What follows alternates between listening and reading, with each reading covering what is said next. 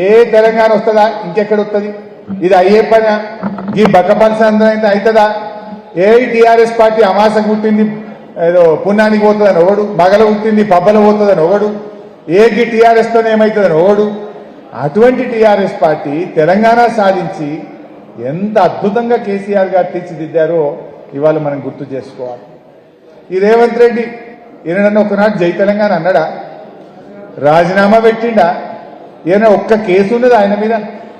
కేసీఆర్ మీదనో, నా మీదనో, మా ప్రభాకర్ అన్న మీదనో, మా చచ్చిపోయిన లింగన్న మీదనో అసలు ఎన్ని కేసులు?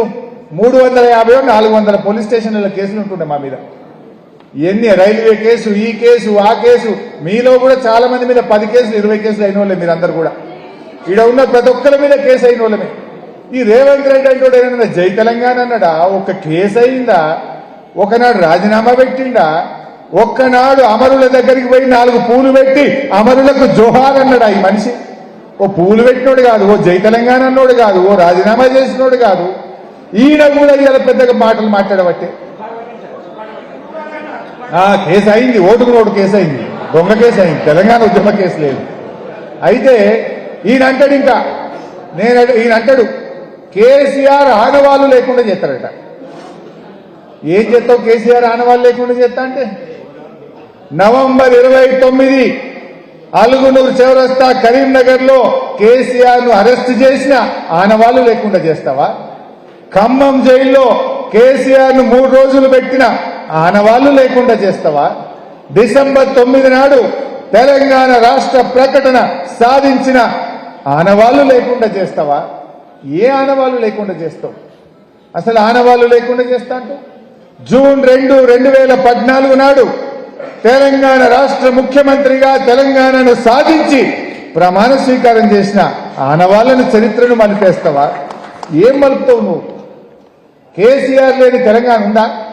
కేసీఆర్ లేకపోతే నవంబర్ 29 లేదు, కేసీఆర్ లేకపోతే డిసెంబర్ 9 లేదు, కేసీఆర్ లేకపోతే జూన్ 2 లేదు, కేసీఆర్ లేకపోతే తెలంగాణ రాష్ట్రం లేదు. ఇలా ఇంత గొప్పగా కేసీఆర్ చేస్తే ఈయన ఆనవాళ్ళు మలుపుతా అంటాడు. అవును, నీ మరక తెలంగాణ ఉద్యమంలో నీ మరకను మలిపేయలేవు రేవంత్ రెడ్డి, గుర్తుపెట్టుకో. జై తెలంగాణ మీద తుపాకీ పట్టుకొని బయలుదేరిన మరక నిన్ను ఎప్పుడూ వెంటాడుతూనే ఉంటది. తెలంగాణ ఉద్యమంలో రాజీనామా చేయకుండా వెన్ను చూపిన మరక నిన్ను వెంటాడుతూనే ఉంటది. ఒక్కనాడు అమరులకు 2 పువ్వులు పెట్టని మరక నిన్నెప్పుడు వెంటాడుతూనే ఉంటుంది. కానీ ఒక్కటి గుర్తుపెట్టుకో, నీ మాటలు ఎన్ని మాట్లాడినా కేసీఆర్ కీర్తిని నువ్వు తుడిసేయలేవు. ఈ తెలంగాణ రాష్ట్రం ఉన్నంత కాలం కేసీఆర్ పేరు చరిత్రలో ఎప్పుడూ నిలిచే ఉంటుందని చెప్పి కూడా నేను ఈ సందర్భంగా తెలియజేస్తా ఉన్నా. ఇకపోతే మనం ఎన్నో గొప్ప కార్యక్రమాలు జరిగాయి. తెలంగాణ రాష్ట్రం సాధించినాక ఈ రాష్ట్రం దేశంలో అభివృద్ధిలో అగ్రగామిగా నిలిపిండు కేసీఆర్. పర్ క్యాపిటల్ ఇన్కంలో, జీఎస్డీపీలో, త్రాగునీటి సమస్య పరిష్కారం చేయడంలో, 1,31,00,000 మెట్రిక్ టన్నుల వడ్లు ఒక్కొక్క కాలానికి పంట పండించడంలో, నిరంతరాయ విద్యుత్ సరఫరాలో దేశానికి దిక్సూచిగా కేసీఆర్ నిలిపిండు. మరి సరే, దురదృష్టం కాంగ్రెస్ పార్టీ అధికారంలోకి వచ్చింది. ఏం జరుగుతుందో మనం చూస్తున్నాం. ఏమున్నది? ప్రజలకు ఎన్నో మాటలు చెప్పిండు. 6 గ్యారంటీలు అన్నారు, 100 రోజుల్లో ఇస్తామన్నారు. ఆ రోజు మనం ఎల్ఆర్ఎస్ తెస్తే ఎల్ఆర్ఎస్ పథకాన్ని ఆ రోజు ఎల్ఆర్ఎస్ పథకం తెస్తే లేలే ఎల్ఆర్ఎస్ వీళ్ళు పైసలు తీసుకుంటారంటే మేము వస్తే ఫ్రీగా చేస్తామన్నారు. ఇప్పుడు చేసిందా? ముక్కు పిండి ఎల్ఆర్ఎస్కి ఇలా డబ్బులు వసూలు చేస్తున్నారు. అన్ని డబుల్ గేమ్, అన్ని అబద్దాల మాటలు మాట్లాడుతూ ఇవాళ చేస్తా ఉన్నారు. ఏ నిర్ణయం కూడా ఒక్కట్లేదు.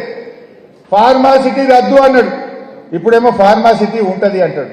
హైదరాబాద్ లో 10 గంటలకే దుకాణాలు బంద్ అన్నాడు, లేలే 1 గంట దాకా ఉంటది అన్నాడు. మొన్న గిరిజనులు కొట్టిన దెబ్బకు లగచర్లలో ఇవాళ వెనక్కు తగ్గిండు. మొన్నటిదాకా ఏమన్నాడు? లగచర్లలో ఫార్మాసిటీ కాదు ఇండస్ట్రీ కడతా అన్నాడు. ఇప్పుడు గిరిజనులు తిరగబడితే ఇవాళ లగచర్ల భూసేకరణ నోటిఫికేషన్ ను రద్దు చేస్తున్నాడు ఇవాళ రేవంత్ రెడ్డి. అట్లా అన్నిట్లలో ఆగమాగమే. ఏ నిర్ణయం కూడా సరిగా లేదు.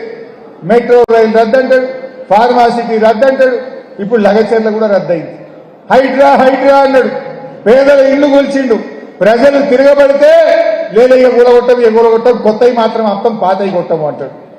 మూసీ మూసీ అన్నాడు, మూసీలో పేదలు తిరగబడితే ఆడ కూడా వెంటకు తగ్గింది.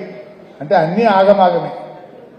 100 రోజుల్లో 6 గ్యారెంటీలు అన్నారు, కొత్త ఇచ్చినవి అయితే ఏమీ లేవు. హైదరాబాద్లో అంటుండు, మన వరంగల్ అన్నాడు, ప్రజలు ఏం కోల్పోయిను, నేను అన్ని చేసిందట. ఏం కోల్పోయిను? నువ్వు వచ్చినాక రైతు బంధు కోల్పోయింది, నువ్వు వచ్చినాక మా అక్క చెల్లెలు బతుకమ్మ చీరలు కోల్పోయింది, నువ్వు వచ్చినాక మా అక్క చెల్లెలు దావకానికి పోతే కేసీఆర్ కిట్ కోల్పోయిండ్రు, న్యూట్రిషన్ కిట్ కోల్పోయిండ్రు మా అక్క చెల్లెలు. నువ్వు వచ్చిన తర్వాత అన్ని పోవుడే, బస్సు తప్ప అంత తుస్సే మా చెల్లె అన్నట్టు, అంత తుస్సే.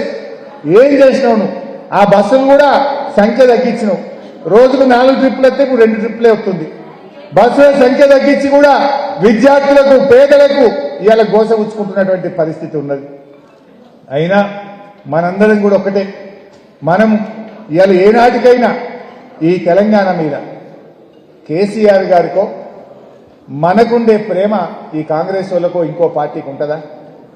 ఎందుకంటే పోరాడి తెలంగాణ తెచ్చిన వాళ్ళం, పేగులు దిగదాకా కొట్లాడి తెలంగాణ తెచ్చిన వాళ్ళం, చావు నోట్లో తలబెట్టి తెచ్చినోడు కేసీఆర్ తెలంగాణ. ఈ కేసీఆర్కు ఉన్న ప్రేమ ఈ కాంగ్రెస్ వాళ్ళకో ఇంకోలకో ఉండదు. అందుకే మనం డెఫినెట్ గా ఈ స్ఫూర్తితో ముందుకు పోదాం. ఇవాళ కేసీఆర్ దీక్షా దివస్ స్ఫూర్తిలో మనం కూడా ఒక సంకల్ప దీక్ష తీసుకుందాం. ఏమని సంకల్పం? ఈ ప్రజా వ్యతిరేక కాంగ్రెస్ ప్రభుత్వాన్ని గద్దెదించేదాకా ఆనాటి తెలంగాణ ఉద్యమ స్ఫూర్తితో అందరం ఒక్కటై కదులుదాం.